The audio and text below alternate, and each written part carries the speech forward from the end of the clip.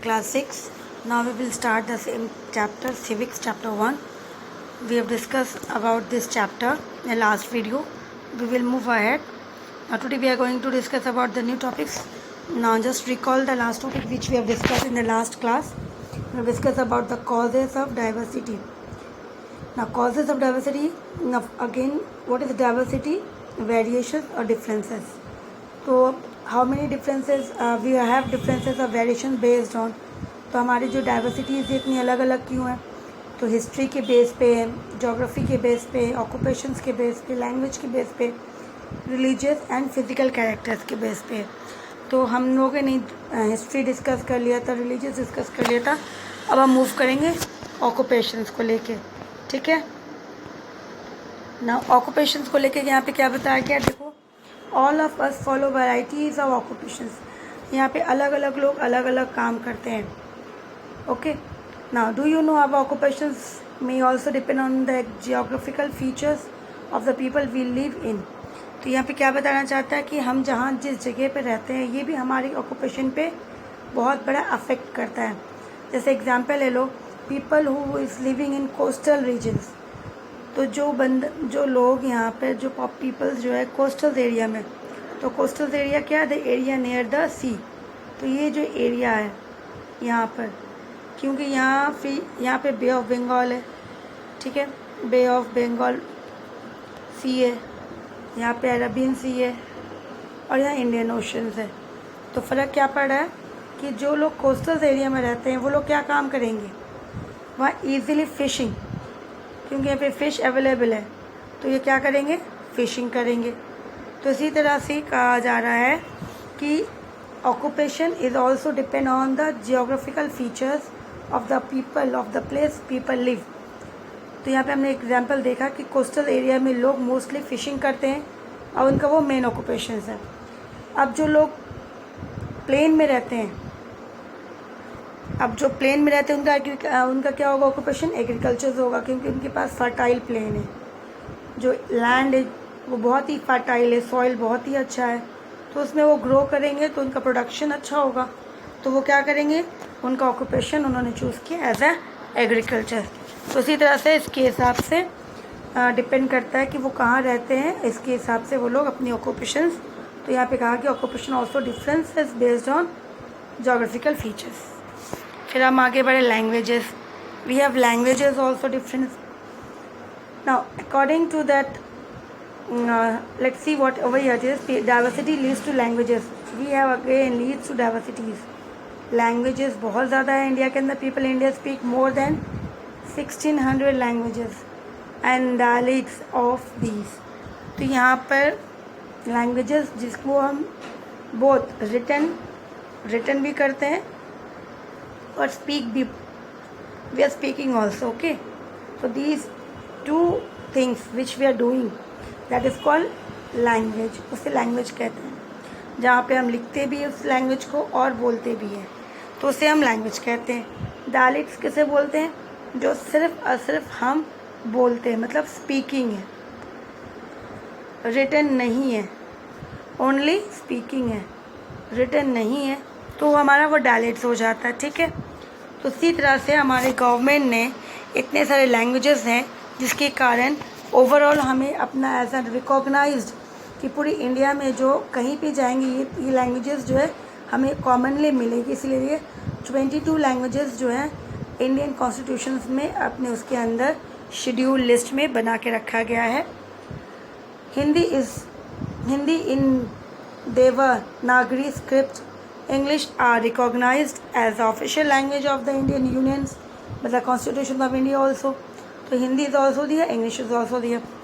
So based on language also we have seen we have very different peoples speaking different languages and dialects. So more than 1600 peoples or 1600 languages are there and been used by people of India. तो ये था हमारा language के base पे. अब हम religious के base पे देखते हैं. We all know that we are having diverse religious. हमारे रिलीजियस बहुत ज़्यादा है, इतना ज़्यादा मतलब सोच लो कि जिसके कारण we are having diversities in India, all religious communities enjoy equal status in our society और इन द पीपल। तो यहाँ क्या कहा जा रहा है कि हमारे भले,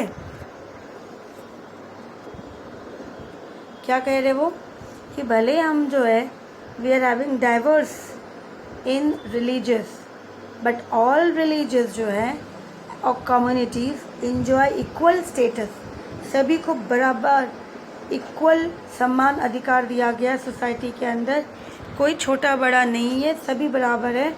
people belonging to the religious are free to profess, practice and propagate their religious of their choice which make India secular country. तो कहा जा रहा है कोई भी रिलीजियस के हो लोग, उनसे कोई दबाव नहीं है कि आपको कोई प्रेशराइज कर रहा है कि आपको ये रिलीजियस फॉलो करना, आप फ्री हो, आप कोई भी रिलीजियस को प्रोफेस करें, माने, उसकी पूजा पाठ करें, उसके बारे में लोगों को बताएं, ये आपकी चॉइस है। इंडियन गवर्नमेंट आपके इस चॉइस के ऊपर कभी भी इंटरफेरेंस नहीं करेंगे, और जिसके कारण Indian country are called as secular country. तो what is the meaning of secular? It means we are free to profess, practice, propagate any religions. अगर आप फ्री हो कोई भी रिलीजियस को प्रैक्टिस करें, प्रोफेस करें या प्रोपगेट करें, तो उस कंट्री को क्या कहा जाता है? सेक्युलर कहा जाता है। ठीक है, तो अब हम देखते हैं हमारे इंडिया में कौन कौन सी है। हिंदुज़म है, इस्लाम है, सिखिज़म है, क्रिश्चियंस है, बुद्धिज़्म, जैनिज़्म, इसके अलावा और भी है। And all together they live peacefully and harmony, जहाँ पे सभी मिलके रहते हैं भाईचारा के थ्रू, ब्रदरहुड के थ्रू, आपस में मेल जोल के रहते हैं, जहाँ पे कोई झगड़ा नहीं होता है इनके बीच में। अगर कभी झगड़ा होता है तो वो सुलझ जाता है, उसे आगे तक नहीं बढ़ाया जाता। तो इसी तरह से हमने देखा कि लैंग्वेज के बेस पे और रिलीजियस के बेस पे भी इंडिया के अंदर बहुत सारी डाइवर्सिटीज़ है। अब हम बढ़ेंगे फिजिकल कैरेक्टरिस्टिक्स ऑफ पीपल। अब इसकी फिजिकल कैरेक्टरिस्टिक्स क्या है, पीपल्स में क्या क्या है, किस बेस पे वो, क्योंकि we all human beings are also not equal, हर इंसान एक दूसरे से अलग अलग है। अगर कोई बहुत ज़्यादा टॉल है तो कोई शॉर्ट होता है, ठीक है ना, कोई बहुत फेयर होता है तो कोई कॉम्प्लेक्स होता है, उनकी कलर जो होती है ना ब्लैक होती है। इस तरह से they are also physical features, बहुत ज़्यादा फीचर्स है ह्यूमन बींग्स के अंदर भी। For example some are short with others while some are tall, जैसे मैंने कहा कि कोई छोटा होता है हाइट में तो कोई बड़ा होता है। सम आर लाइट कलर, बहुत ही ज़्यादा लाइट कलर है, गोरे हैं, light colour eyes, other hedging dark colours eyes, किसी के आइज़ की कलर्स भी अलग होती है। तो इसी तरह से human beings, in spite of all this differences, we all are human being and we should live together amicably in the society. आपस में मेल जोल के, बिगड़ सोचे समझे कि हम छोटे बड़े ये भेदभाव ना करके बस यही सोचना है कि we are all human beings. और इसी तरह से हमने देखा कि ह्यूमन्स पीपल्स के अंदर भी डाइवर्सिटीज़ है। क्यों ये डाइवर्सिटीज़ में हम, इसमें हमारा कोई भी हैंड नहीं है, क्योंकि it is been done by our nature. ये नेचर है, इसमें हम उसे कुछ भी नहीं कर सकते, हम अपनी हाइट को अपने हिसाब से नहीं बड़ा कर सकते, छोटा कर सकते, it is based on nature. तो इसी तरह से अब हम बढ़ेंगे डाइवर्सिटीज़ इन इंडिया। तो इसी चीज़ों को आगे लेते हुए आगे बढ़ते हैं कि India is a land of diverse. अब इंडिया भी लैंड जो है बहुत बड़ा है। India is called the 7th largest country in the world. Okay, largest country है वर्ल्ड के अंदर। तो सोचो उसकी बात एरिया वाइज कितना एरिया होगा, बहुत बड़ा एरिया होगा। जोग्राफिकली उसकी फीचर्स अलग होंगे, पीपल्स के लैंग्वेजेस अलग होंगे। हमने डिस्कस किया अभी लैंग्वेज के बारे में, रिलीजियस के बारे में, कल्चर्स मैंने बताया था पीछे कल कि cultures means the way people live their life, means how people live their life, who live their life, people live their life। तो यहाँ पे people, how the people live their life are known as culture and traditions. तो इसी तरह से diversities अगर हम जाते हैं तो बहुत ज़्यादा इंडिया के अंदर डाइवर्सिटीज़ है। However this wide range of differences, जो भी डिफरेंसेस है हमारे यहाँ पे, इज़ ऑल्सो वननेस, कि हमें कहीं ना कहीं वो एक बना देता है। क्यों? क्योंकि जब हम बोलते हैं, हम ये नहीं बोलते हैं, हम क्या बोलते हैं, वी आर ऑल इंडियंस। हम क्या आवाज़ करते हैं, हम एक ही आवाज़ बोलते हैं that we are all Indians. तो इसी तरह से ये कहीं ना कहीं हमें एक कर देता है, भले हम अलग अलग हैं। तो this oneness is refer to as unity in diversity. और जिसे कोई कहा जाता है ये हमारी शक्ति है, यूनिटी है। भले हम अलग अलग हैं लेकिन ये अलग अलग ही हमें एक करता है, हमें ताकत देता है। It means that despite the differences in language, इसका मतलब भले हम लैंग्वेजेस भाषाएं अलग बोलते हैं, हमारी रिलीजियस अलग है, कल्चर्स अलग है, ट्रेडिशंस अलग है, but people are proud to known as Indians. लेकिन फिर भी we are proud to say that we are all Indians. तो जिसके लिए we are been called as, तो इसलिए क्या बोलते हैं, यूनिटी इन डाइवर्सिटीज़। तो डाइवर्सिटीज़ हमने देखा था डिफरेंसेस, क्या देखा था, तो डिफरेंसेस है। और डिफरेंसेस किस पे हैं, पॉजिटिव एस्पेक्ट्स पे हैं, कि ये हमारे लिए अच्छी बात है, हम डिफरेंट है। और डिफरेंट है फिर भी हम क्या है, एक है, यूनाइटेड है। तो इसीलिए ये अच्छी बात है। The oneness of our people is reflected in our struggles for independence from the British rules. तो हमने ये भी देखा था कि अगर हम एक नहीं होते तो हम लड़ नहीं सकते थे ब्रिटिशर्स से। हमने स्ट्रगल किया, हमने अपने देश को आज़ाद किया, किससे, ब्रिटिशर्स से। आवर नेशनल सिंबल जो है द कॉन्स्टिट्यूशन ऑफ इंडिया, जिसे कहा जाता है सुप्रीम लॉ, इसके ऊपर कोई रूल्स नहीं है। जो कॉन्स्टिट्यूशन में लिखा गया है वही हमारे लिए, पूरे देश के लिए, सभी लोगों के लिए, वो उनके लिए बहुत बड़ा, जिससे ऊपर कोई रूल्स नहीं है और इन्हीं को सभी फॉलो करते हैं। Of the land, uniform currency, हमारे देश में एक ही करेंसी है, कहीं पर भी जाओ। और पूरे इंडिया में हम कहीं पर भी घूमेंगे, we are all having one single citizenship and that is called we are Indians. इसीलिए एंड फंडामेंटल राइट्स, जो राइट्स हमें गवर्नमेंट ने दिया है, basic rights, right to vote, right to freedom of religious, right to education, right to cultures and diversities के साथ में, then right to freedom of religious, ये हो गया। तो राइट अगेंस्ट एक्सप्लॉटेशंस, ये सारे जो राइट्स है, जो बेसिक नीड्स है हमारे लिए, हमारे गवर्नमेंट ने हमें दिया।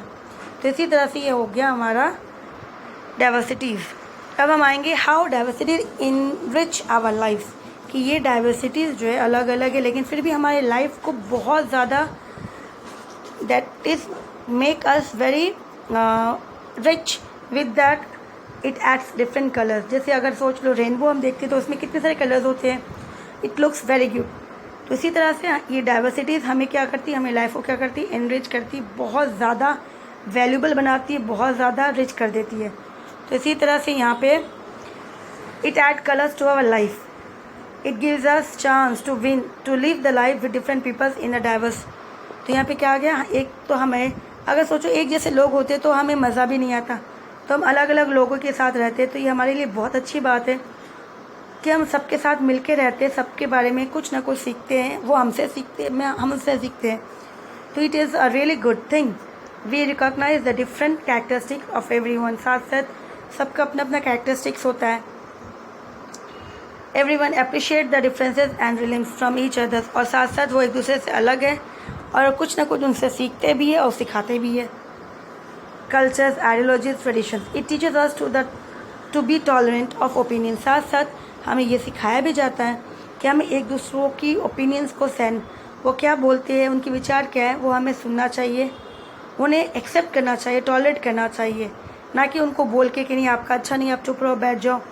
And believe of peoples around us, और उनकी बातों पे विश्वास करना चाहिए। ये चीज़ें हमें सिखाता है। तो ये हमें क्या करता है, इनरिच, जिससे हमारी लाइफ जो है और अच्छी हो जाती है बहुत ज़्यादा। तो इसी तरह से ये चीज़ें हैं जो डाइवर्सिटीज़ को और अच्छा करता है। अब यहाँ पे देखो, यहाँ एक डू यू नो में अगर हम जाते हैं तो डू यू नो में कुछ यहाँ पे लिखा गया है, किसने लिखा है यहाँ पे, that is the term unity in diversity was first talked about by Jawaharlal Nehru. तो सबसे पहले ये कहा गया, ये वर्ड जो यूज़ था, ये इसके बारे में चर्चा किसने की थी, Jawaharlal Nehru, our first prime minister, PM है ना, फर्स्ट प्राइम मिनिस्टर। इन्होंने एक बुक लिखी थी, उस बुक का नाम था द डिस्कवरी ऑफ इंडिया। ये बुक लिखी गई, अगर आपको कभी पढ़ने की इच्छा हो तो ये पढ़ सकते हो। इन्होंने इंडिया के बारे में बहुत अच्छी चीज़ें लिखी हैं इसमें, उसके थ्रू। तो इस बुक्स में ही इन्होंने इसके बारे में बताया कि डाइवर्सिटी, यूनिटी, एकता में ही बल है, क्योंकि हम अलग हैं लेकिन फिर भी हमारे अंदर एकता है जिसमें हमें शक्ति देती है। तो इस चीज़ों के बारे में यहाँ में डिस्कस किया गया है। अब यहाँ पे एक बार केस स्टडीज़ देख लेते हैं। केस स्टडीज़ में क्या लिखा गया है कि let us talk about the example of Ladakh and Kerala to see how diversity flourish in India, कि किस तरह से लद्दाख और केरल के बारे में डिस्कस करते हैं। ठीक है, तो यहाँ पे क्या बता रहा है, Ladakh is a union territory. तो लद्दाख अभी जो फ़िलहाल रिसेंटली हमारे देश ने, हमारे गवर्नमेंट ने इसे यूनियन टेरिटरी के रूप में नाम दिया गया, इसको चेंज कर दिया। पहले स्टेट में आता था, अभी यूनियन टेरिटरीज हो गया। तो कहा जा रहा क्या, इट इज़ स्कैटर्स बस कैंटी रेनफॉल। तो ये जो यूनियन टेरिटरी है, ठीक है, ये इस जगह बारिश बहुत कम होती है, स्कैंटी कम होती है बारिश, नो वेजिटेशंस, क्योंकि इतनी सर्दी है। ये पूरा का पूरा इसे कोल्ड डेजर्ट, आपको पता है डेजर्ट होता है जहाँ पे गर्म होती है, ये एक डेजर्ट है जो कोल्ड डेजर्ट है। ये कोल्ड डेजर्ट के नाम से कहा जाता है लद्दाख। क्यों? क्योंकि ये पूरी सर्दियों, मतलब ये गर्मी में आप जाओगे तो भी आपको वहाँ पे बर्फ़ दिखेगी, सर्दी से सब कुछ।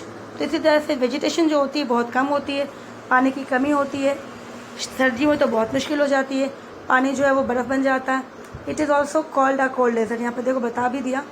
इन the previous chapter, in the previous time it gain is fame being the best trade routes and link with the famous silk route. Ancient time में अगर हम जाते हैं तो ये लद्दाख जो है, यहाँ ये जो रास्ता है माउंटेन्स से बीच में से जो निकला है, ये रास्ता कनेक्ट करता है चाइना से, और जो सिल्क रूट चाइना से इंडिया में आया था, ठीक है, तो इसे सिल्क रूट के नाम से भी कहा जाता था, क्योंकि उस रूट से सिल्क आता था, तो इसलिए इसको सिल्क रूट से नाम दिया गया था।